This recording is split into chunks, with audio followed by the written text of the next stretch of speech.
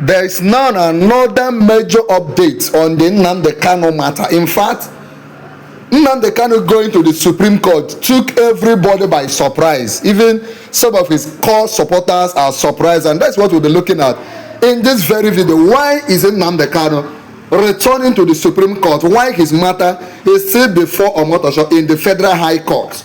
Let's look at it right now. Breaking news. Mazi Nnamdi Kanu heads back to Supreme Court to challenge 2023 erroneous ruling. So Nnamdi Kanu is going back to court to challenge a ruling that was given 2023. The detained leader of the Indigenous People of Biafra, IPOB, Mazi Nnamdi Kanu, has returned to the Supreme Court of Nigeria seeking to challenge the per interim judgment that shook the foundation of justice and destroyed the rule of law. Many people believe that in Nigeria there is nothing like rule of law, there is nothing like justice, there is nothing like good judgment. In a statement issued on Monday by his legal team and signed by Barrister Njoko Jude Njoko, entitled "A Judgment That Destroyed Justice," Mazi Nnamdi Kanu's lawyers stated that the Supreme Court's ruling of 15 December 2023, which overturned the Court of Appeals decision discharging Kanu, was not merely an error, but a conscious judicial maneuver designed to keep him in perpetual captivity. Kanu's lawyers are the ones that are pushing this. They are saying that the Court of Appeal, that the Supreme Court's ruling of 15 December 2023, which overturned the Court of Appeals decision discharging Mazi Nnamdi Kanu, was not merely an error, but a conscious judicial maneuver designed to keep him in perpetual captivity. We must move on. According to the statement of this Nnamdi Kanu's lawyers, the 5-member panel led by Justice Garba Lawal with Justice Emmanuel Agim, Kudirat Kekere Ekun, Justices Emmanuel Agim, Justice Kudirat Kekere Agum, Justice Tijani Abubakar, and Justice Ibrahim Musa Salawa, concurring, knowingly relied on repealed law to remand Kanu for trial. Let us look at the name of those people that did that, what people call injustice. They are Justice Garba Lawal, Justice Emmanuel Agim, Justice Kudirat Kekere Ekun, Justice Tijani Abubakar, and Justice Ibrahim Musa Swalawa. These are the ones that said that what the appeal court said, saying that Nnamdi Kanu is discharged and released. They are the ones that overturned it.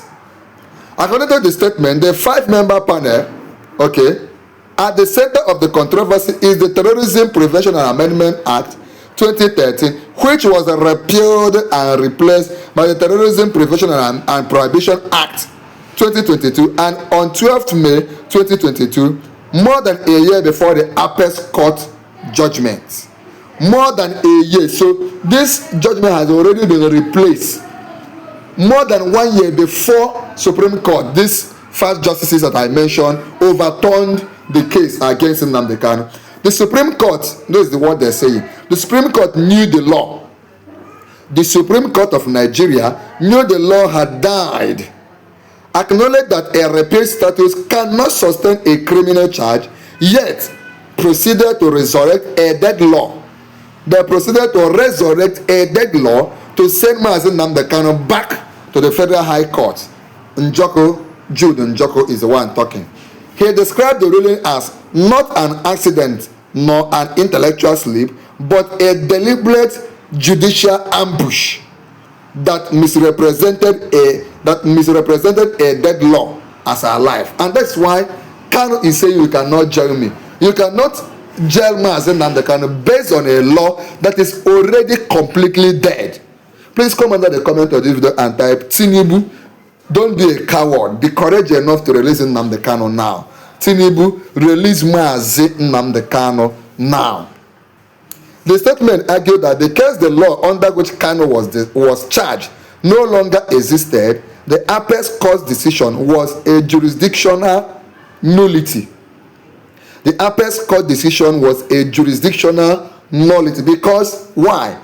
Because the statement argued that because the law under which Kanu was charged no longer existed, the apex court decision was a jurisdictional nullity.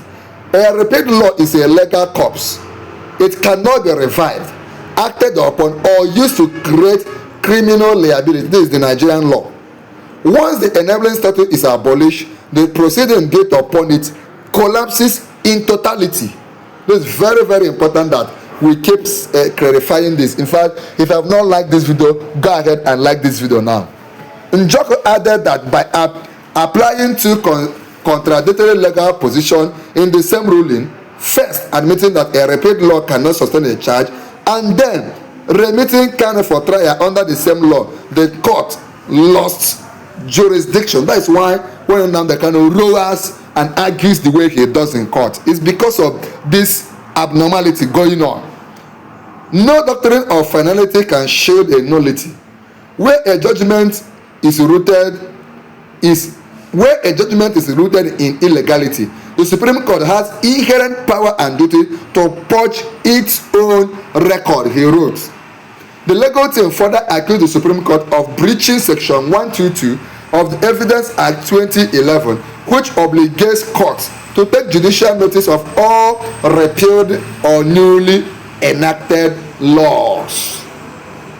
By pretending that the repealed 2013 Act was still in force, the court acted per inquiry in ignorance of a binding statutory duty.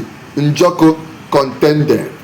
He insisted that a per inquiry judgment is not protected by the doctrine of finality, arguing that the apex court has, in the past, set aside its own decisions made in similar circumstances. That there were times where the Supreme Court made a judgment and later realized that they made a mistake and they set it aside. So Supreme Court can say set aside that judgment they gave in December or is in November 2023. Beyond the legal technicalities, Njoko said that the 2023 judgment effectively crushed Nnamdi Kanu's constitutional protection against double jeopardy under Section 26, that is Section 9 of the 1999 Constitution, which bars a person from being tried again after discharge or acquittal. The Supreme Court knows this. Tinubu knows this. Akpabio knows this. Why are they not obeying their own law? Please come under the comment of this video and type, Donald Trump, please help us mandate Tinubu to release Nnamdi Kanu. Donald Trump, please urge Tinubu to release Nnamdi Kanu. The Court of Appeal had discharged Kanu, which triggered his constitutional shield. Yet the Supreme Court stripped him of this right and sent him back to face the same charges. The statement read. Njoko described the ruling as judicial punishment, asserting that it sent a dangerous message to the Nigerian state. That is why many people no longer trust Nigerian legal system. Bring him back and try him again. We have removed the shell. That is not law. It is vindictive jurisprudence. Kanu's lawyers argue that their new motion before the Supreme Court is not only about his personal liberty, but about safeguarding the rule of law in Nigeria. Safeguarding the rule of law in Nigeria. If this per inquiry judgment is allowed to stand, that laws can be revived to prosecute citizens. Double jeopardy will lose its meaning and courts will become co-agents of government reprisal. Njoko won. What happens most time in Nigeria is that the judiciary, the court is in the pocket of the richest people. It's in the pocket of if you are rich, if you have money, if you are in business, if you are wealthy, if you are in power, then you can twist judgment, you can twist the police anywhere you like.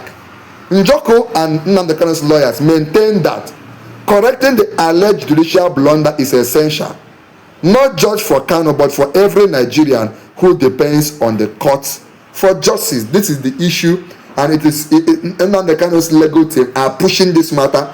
This matter is still ongoing. Here in Noble Media, We'll be monitoring the situation and we'll be giving you feedback. Like this video, share this video, click on join to become a full member of our channel.